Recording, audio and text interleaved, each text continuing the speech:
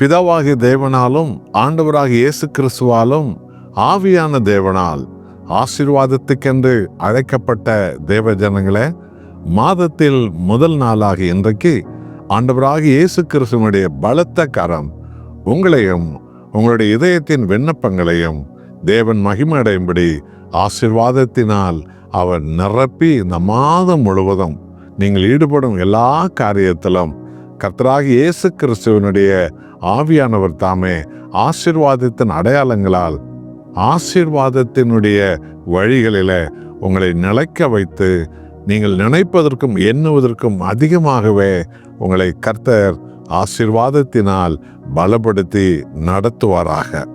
உபாகமம் 28ஆம் அதிகாரம் 3வது வசனத்துல வாக்குத்தத்த செய்தியாக கர்த்தராகிய தேவன் நமக்கு சொல்லுகிறார், நீ பட்டணத்திலும் ஆசீர்வதிக்கப்பட்டிருப்பாய், வெளியிலும் ஆசீர்வதிக்கப்பட்டிருப்பாய்.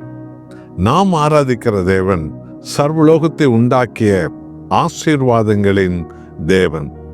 அவருடைய ஆசீர்வாதம் என்பது அவர் எப்படி நித்தியமானதோ அதுபோல அவருடைய ஆசீர்வாதமும் நித்தியமாய் தலைமுறை தலைமுறையாய் இயேசுவின் நாமத்தினால் அது பெருகி கொண்டே போகும், அது வளர்ந்து கொண்டே போகும்.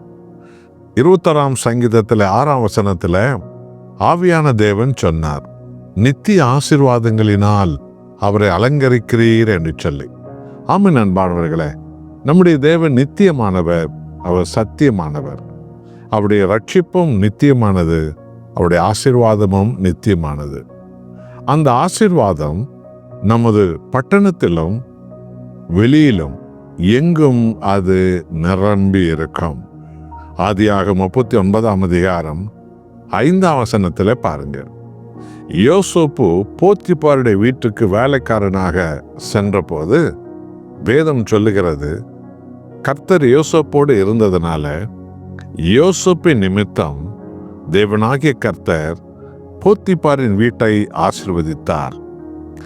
அவன் உள்ளேயும் வெளியிலும் அந்த ஆசீர்வாதத்தை அவன் கண்டான் என்று பைபிள் சொல்லுகிறது.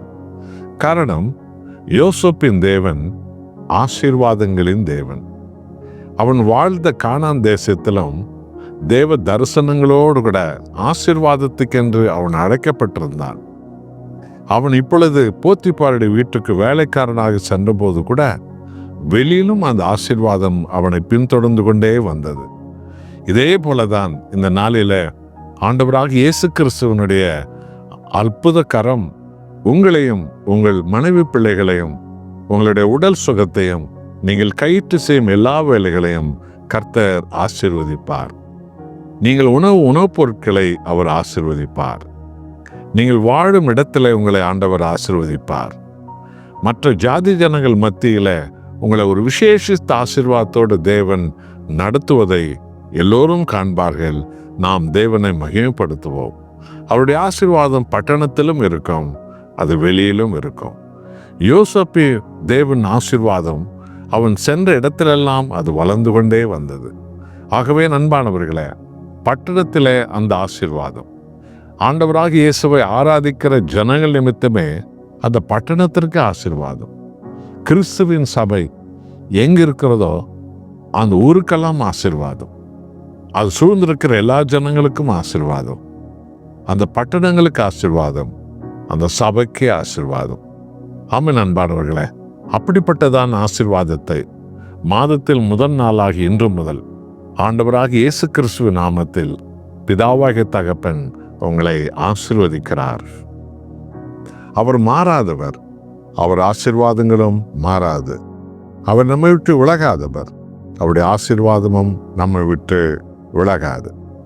அவர் நித்தியமானவர், அவருடைய ஆசீர்வாதமும் ரட்சிப்பும் நித்தியமானது. அவர் சத்தியமானவர், அவருடைய வாக்குத்தத்தமும் சத்தியமானது.